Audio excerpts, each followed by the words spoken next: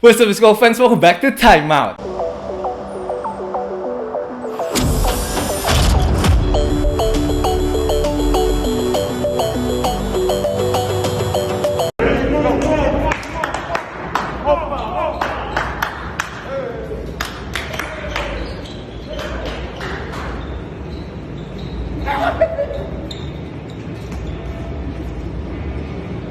Balik dengan Gorky Padilla, kita kembali lagi ke Info Basket Harian edisi 21 Februari 2021. Time out, geng, saatnya kita untuk ngomongin tentang NBA. Jelas, pertama kita harus bahas tentang Game of the Day yang seru banget dan juga penuh dengan drama, di mana Charlotte Hornets berhasil menang tipis atas Golden State Warriors dengan skor 102-100. Di mana sebelum pertandingan pun kita udah dikasih kejutan sedikit nih. Tiba-tiba Steph Curry nggak jadi main, dia batal bermain padahal udah pemanasan. Gue bingung, komentatornya Charlotte Hornets pun juga bingung apa yang terjadi. Tapi untungnya ada Shams, ada yang melakukan tweet. Dia mengatakan bahwa Steph Curry ini lagi nggak enak badan. He was not feeling really well. Itu kenapa akhirnya dia tidak jadi bermain di pertandingan ini. Dan untungnya ini nggak related dengan virus, jadi dia tidak harus masuk ke protokol kesehatannya NBA. Steve Kerr pun setelah pertandingan mengatakan bahwa dia akan ngecek besok kondisinya Steph bagaimana. Kalau udah enakan, kemungkinan besar Steph akan bermain di next game Warriors saat mereka menghadapi New York Knicks. Gua tadi sebelum nonton pertandingan ini pas bangun pagi, wah ada semangat banget pengen lihat matchup antara LaMelo Ball melawan Steph Curry. Kalian tahu itu dua-duanya ball handler yang bagus, nembak 3 poinnya semuanya unlimited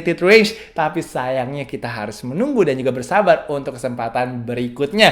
Of course, sekarang kita akan membahas tentang drama 9 detik terakhir di mana tadi ada ejection untuk Draymond Green. Kita ngomongin dulu situasinya di mana ada jump ball saat itu. Warriors sedang up by 2 points, lalu bolanya itu ke Gordon Hayward. Gordon Hayward langsung menangkap bolanya, lalu ada PJ Washington yang call timeout. Kalau ini menurut 2-minute reportnya dari wasit, dan wasit pun memberikan timeout kepada Charlotte Hornets. Padahal kita semua masih bingung nih, apakah mereka dapat bolanya full possession atau tidak. Kalau gua tadi lihat replaynya, itu hanya 0,1 detik mungkin dia ada full possessionnya, tapi abis itu langsung diambil bolanya sama Draymond Green. Kalau gua sih nggak mau kasih timeout kalau gua jadi wasitnya. Tapi kita tahu 5 menit terakhir ini wasit was really bad menurut gua di pertandingan ini.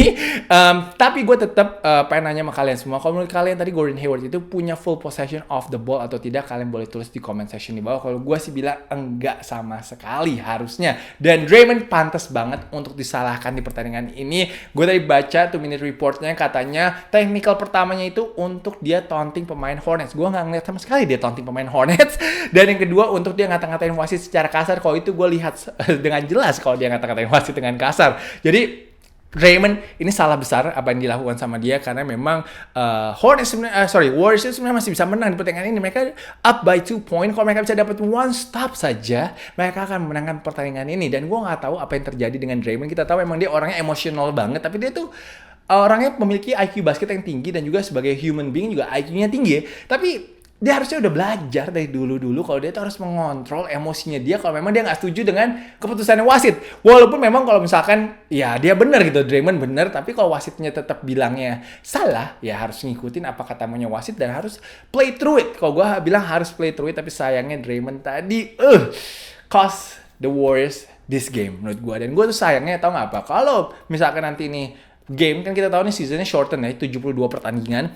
Dan setiap pertandingan itu sangat berarti banget. Setiap kemenangan akan sangat berarti banget, dan juga setiap kekalahan akan sangat costing banget. Jadi kalau nanti kekalahan ini akan jadi pembedanya antara Warriors masuk playoff atau tidak, itu gue akan sedih banget sih. Dan gara-gara tadi meltdown-nya Warriors di kuarter keempat, padahal tadi sempat up by 10 points loh. Dan mereka main baru aja kalah dari Orlando Magic. Kalau nggak salah mereka sempat up by 13 points. Harusnya mereka belajar untuk finish the game ataupun juga close the game. Tapi sayangnya, offense-nya Warriors tiba-tiba got cold, dan Terry Rogers tiba-tiba on fire di kuarter keempat. Dia mencetak 20 dari 36 poinnya di kuarter keempat. Dan of course, 2 clutch free throw untuk menyamakan skor.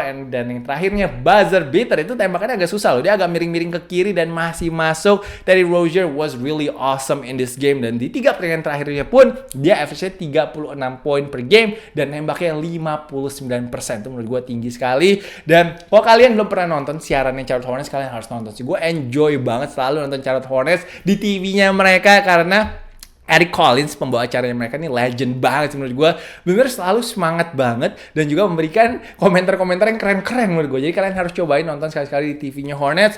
Dan itu adalah take gue dari pertandingannya Hornets melawan Golden State Warriors. Sekarang kita akan pindah ke pertandingan kedua yang gak kalah serunya. Ada Miami Heat yang berhasil menang tipis juga atas Los Angeles Lakers dengan skor 96-94. Man, tadi ya gila sequence terakhir itu sayang banget di mana LeBron sudah membuat clutch steal untuk ngambil passingnya dari Andre Iguodala. Lalu Alex Caruso sayang nggak bisa menyelesaikan dengan tembakannya at the buzzer dan akhirnya Lakers pun harus mengalami kekalahan ketiganya mereka dari 4 pertandingan terakhir. Oke, gue mau breakdown dikit untuk play terakhirnya. Menurut gue Alex Caruso ini melakukan kesalahan di mana pas dia dapat bolanya dari LeBron itu dia nggak ngelihat ke LeBron langsung. Menurut gue tuh dia harus langsung lihat LeBron and just give the ball to LeBron to take the Lakers home and they get them the win gitu. Tapi sayangnya dia malah ngeliatnya ke kiri dulu gitu. Dan itu menurut gue a split second pun itu bisa membuat defense-nya Miami Heat langsung recover untuk menjaga LeBron, dan itu kenapa LeBron langsung di double team. Kalau salah tadi sama Kelly Olynyk dan juga Jimmy Butler.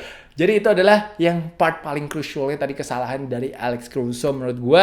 Dan Alex Caruso pun pas menangkap bolanya, itu posisinya menurut gue lagi nggak enak banget. Itu lagi nggak ngadep ke ring arahnya dan juga kayak agak susah untuk mendapatkan ritmenya. Itu kenapa fitnya dia juga nggak set untuk bisa menembak, sehingga dia agak maksain langsung ditembak, dan itu kenapa bolanya nggak masuk. Dan sangat sedih banget untuk para fans Lakers, padahal tadi udah mau dibantu tuh kayak sama Max Strus ya. Max Strus hari ini 0 dari 8 3 point ya, kalau nggak salah hanya main 12 menit saja. Oke, LeBron James pun juga gue mau komentarin nih.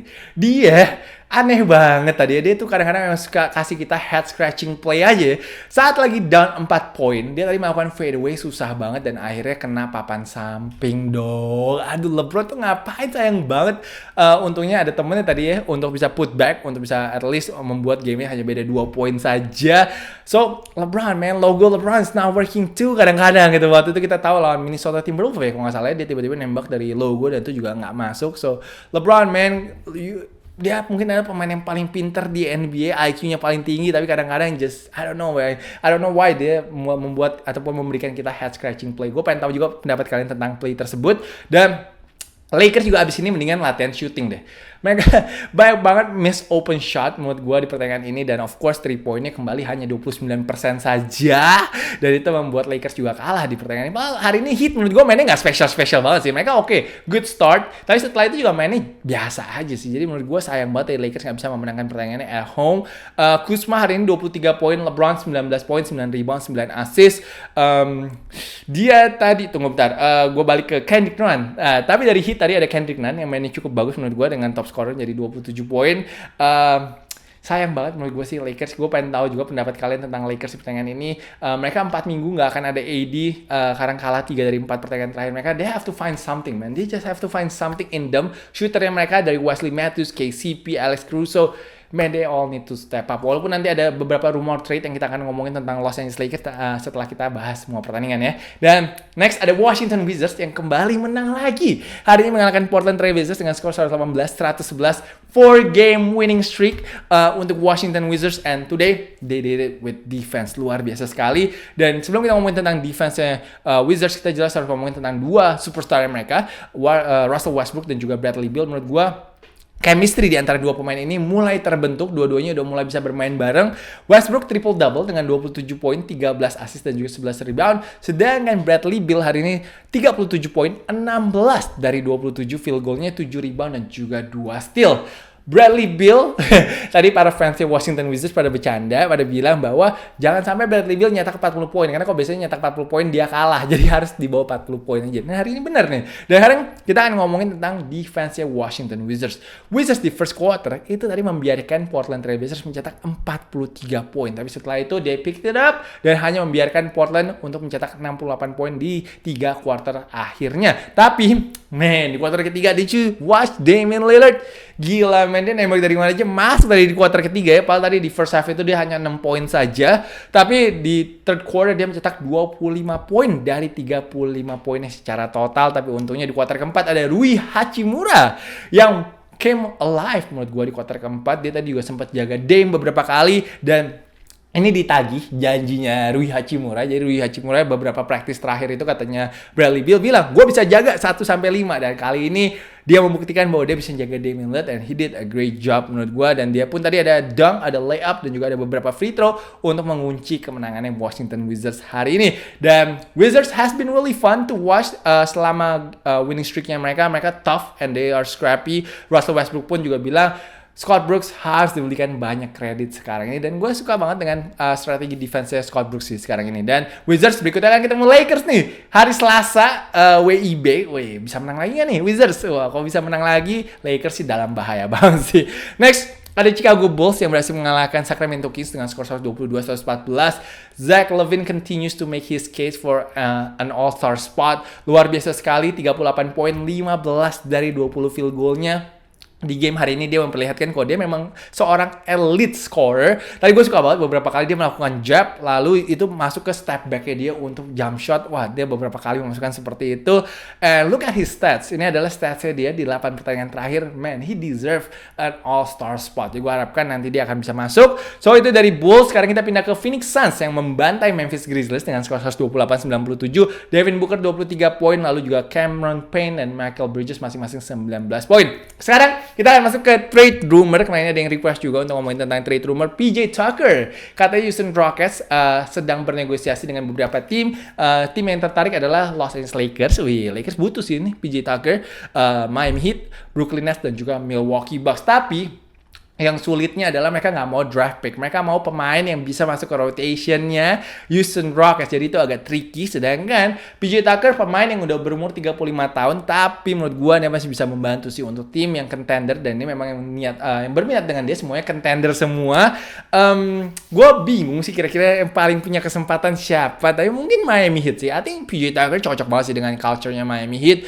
Jimmy Butler, PJ Tucker, Bam Adebayo, wah itu sih bakal ngeri banget sih Miami Heat menurut gue. Apalagi mereka juga kehilangan banget sosoknya Jay Crowder. So kalau mereka bisa mendapatkan seorang PJ Tucker, ini bisa banget untuk menggantikan perannya Jay, yang membuat menurut gue Miami Heat performa defense-nya turun banget season kali ini. Dan jelas PJ Tucker ini mau main di posisi 3, 4, 5 dia bisa semuanya dan dia sangat kuat sekali. Dan gue rasa dia di umurnya 35 tahun dia masih bisa memberikan banyak sekali impact di lapangan. Next, DeMarcus Cousins. Ini Rockets memang lagi pengen buang beberapa pemain front court-nya mereka karena mereka pengen get younger katanya dan juga get smaller. Gue nggak tahu tentang smaller-nya, tapi yang pasti they wanna get younger.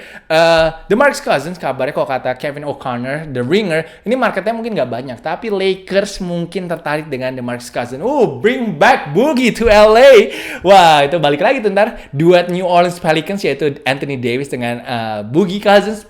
Kita belum punya kesempatan nonton mereka berdua bermain di Lakers. Gue harapkan kali ini bisa terjadi. Gue pengen sih lihat Boogie balik lagi ke Lakers. Walaupun memang dia kalau secara defensif kurang oke, tapi offense-nya kayak masih bisa membantu sih untuk Los Angeles Lakers. Jadi kita lihat aja nanti Boogie akan kemana. Kita tahu Boogie pun kemarin udah gue kirain akan happy loh di Houston Rockets. Gue kira dengan ada John Wall, Boogie dan John Wall tuh bisa get together and they are katanya kan juga kata Boogie waktu itu everybody wants to be there, tapi ternyata sekarang ini dia akan berpisah dengan Houston Rockets. Oke, prediksi 0-3. Aduh, gue terlalu sombong kayak kemarin ini 3-0 ya. Hari ini bener hancur lebur, semuanya salah. Dan besok ada 8 pertandingan, gue akan memilih 3 game of the day. Gue besok memilihnya Brooklyn Nets melawan Los Angeles Clippers. Jadi besok Kevin Durant katanya masih belum bermain. Jadi tadi gue harapnya masih seru sih game pertandingan untuk Brooklyn Nets lawan Los Angeles Clippers ini. Besok Brooklyn plus 5,5. Gue besok pegang Brooklyn plus 5,5 karena mereka mainnya lagi oke banget. Harden and Kyrie and of course their role players semuanya lagi in sync banget dan mereka mungkin mau sapu bersih juga untuk West Coast Strip-nya mereka. Jadi besok gue bilang kayak Brooklyn akan memenangkan pertandingan lawan Los Angeles Clippers. Next, ada game seru juga di Eastern Conference di mana ada Philly melawan Toronto Raptors. Besok gue kayak akan memilih Philadelphia 76ers walaupun tanpa Ben Simmons kayak masih mereka besok ini. Tapi kayak besok Philly bisa menang minus 1,5 lawan Toronto Raptors. Dan yang terakhir Denver Nuggets minus 2,5 melawan Atlanta Hawks. Denver kita tahu Jamal Murray sedang on fire banget. Gue harapkan juga besok akan ada big game lagi dari Jamal Murray.